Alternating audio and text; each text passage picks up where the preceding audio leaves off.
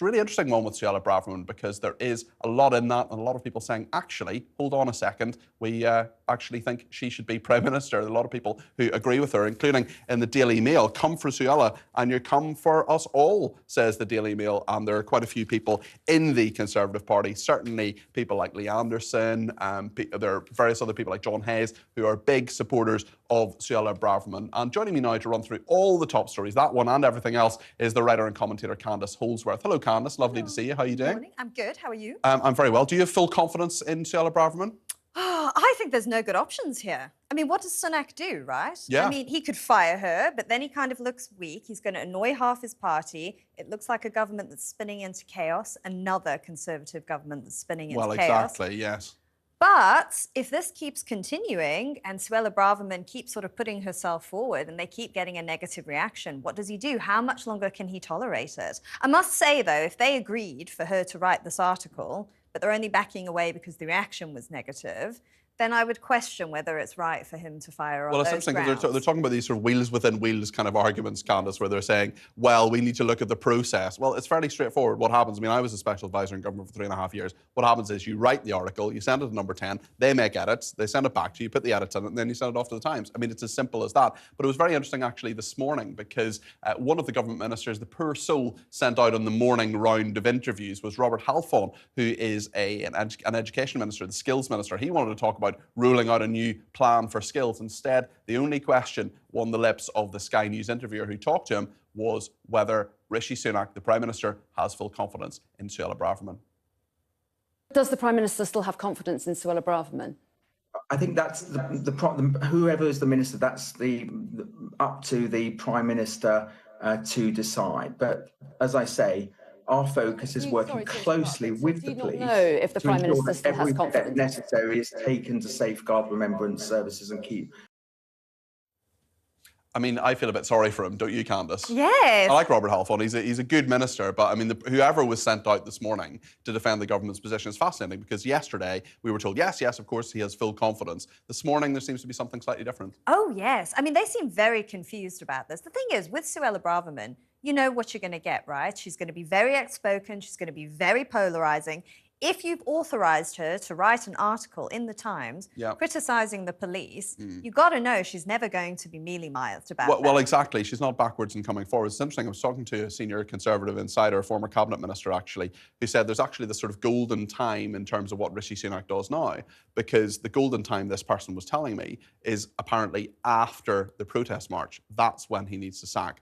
Rishi Sunak needs to sack Suella Braverman, apparently, according to this insider. And actually, you can't wait until Wednesday, because Wednesday is the day when the Supreme Court comes out, probably going to rule against the Rwanda boats deal. And then, of course, Suella Braverman can say, right, that's the time to withdraw from the European Convention on Human Rights. Do this, Rishi. He says no. She resigns and becomes a martyr. See, but this is it. I think there's a lot of positioning going on as well. Of course there is. I mean, she is positioning herself. She's very, very, very forefront. She's always in the media. She makes enemies, but that's okay. She seems to thrive off that. She doesn't mind doing that. She has a lot of support. Yes, she also has a lot of support. I mean, look, with Mark Rowley, I mean, he was on the Newsagents podcast saying that Suella Braverman had just strung two words together, calling it a hate march. So, I mean, this didn't just start with Suella Braverman. Yeah. I mean, this has been going on a while. I love how Sir Mark Rowley, who is obviously the Metropolitan Police Commissioner, says, oh, we have to be impartial. Policing isn't political. Policing's been incredibly political, especially in London, for a long time. And a lot of the things that Suella Braverman said in her article yesterday, which is worth reading on the times.co.uk if you haven't already, if you missed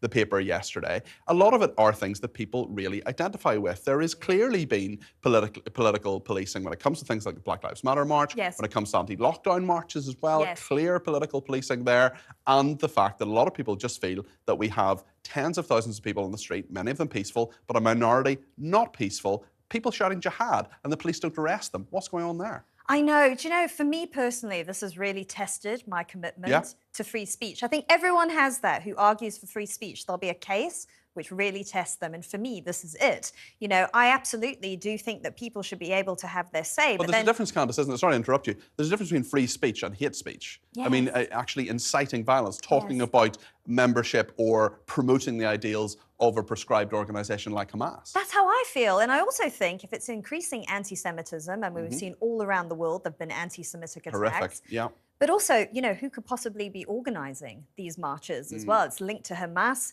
linked to Iran. Definitely Iranian agents, no doubt about that. And if they're using them for their political and military objectives, I mean, surely there must be something to stop that. I mean, that's just not free expression. Did you see that brilliant interview that my colleague Piers Morgan did with Douglas Murray? I did, it was brilliant. If you missed this, guys, you've got to watch it on socials, at TalkTV or all the other socials. It's really brilliant.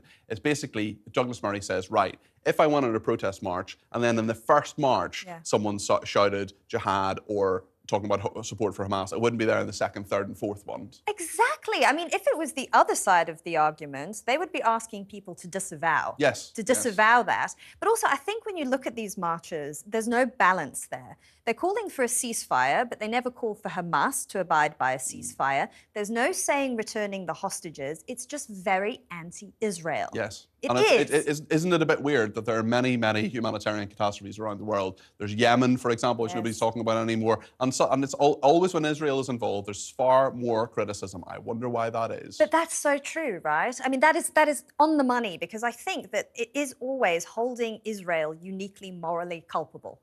It's the demonization, it's the persecution. I mean, it is a democracy, and it's not a perfect democracy either. And also, I mean, it's fascinating. I was talking to someone this morning who said, well, I'm not anti-Israel, I just don't like what Netanyahu does. It's perfect. It's like saying, I am pro-British, but I don't think that everything that Rishi Sunak does is correct. Yes. You can have a reasonable discussion, you can have a reasonable criticism of what Netanyahu is up to with his government, which is clearly not functioning. There are clear issues. There was some nutter the other day who said they should nuke Gaza, for goodness sake. Yes. I mean, there are clear problems there, but at the same time, you can be pro-Israel as I am. I think it's a shining democracy in that part of the world where there are very few democracies, where there are the kind of rights that many people don't have. To have a march in London, for example, or in a capital city, to have a march, to say things, to be against the government, and to say things that are, well, to have free speech essentially, which absolutely does not exist in many parts of the Arab world. I 100% agree with you. I mean, seeing what happened to Shani Look,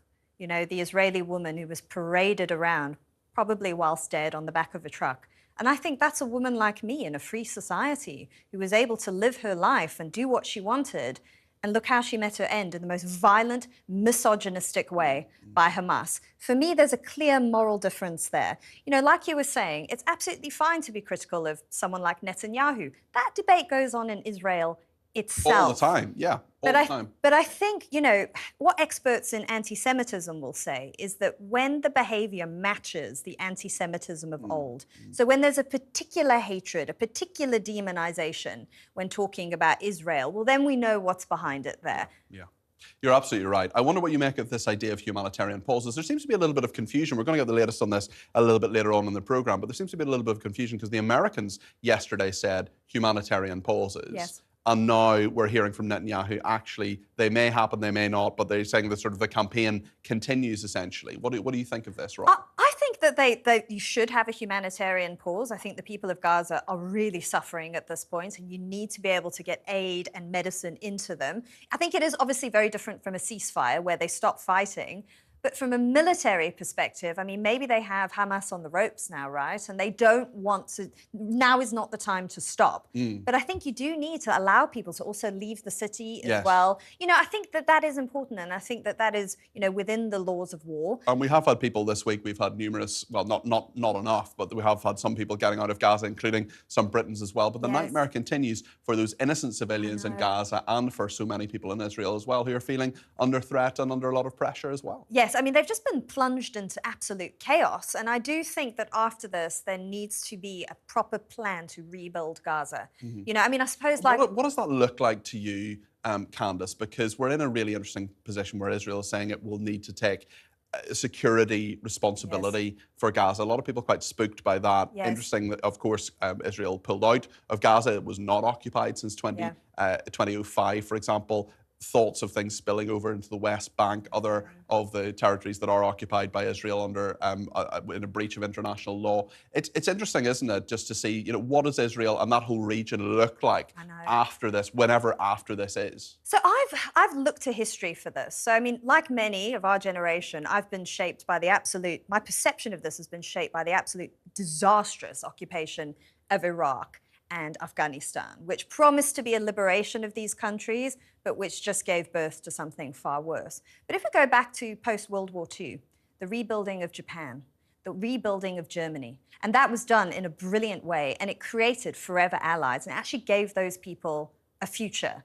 And if we could do something like that for Gaza, I mean, you think how the Middle East is changing anyway. I mean, one of the reasons Hamas did this is because many other countries were starting to normalize relations with Israel. And, you know, that they wanted to keep the Palestinian cause at the forefront, but in their particular way. So if other Middle Eastern countries could be brought in to help create a new plan for Gaza, I mean, look, Israel will probably have to take care of its security for a while. I mean, America's never left Germany. America's never left Japan. Yes.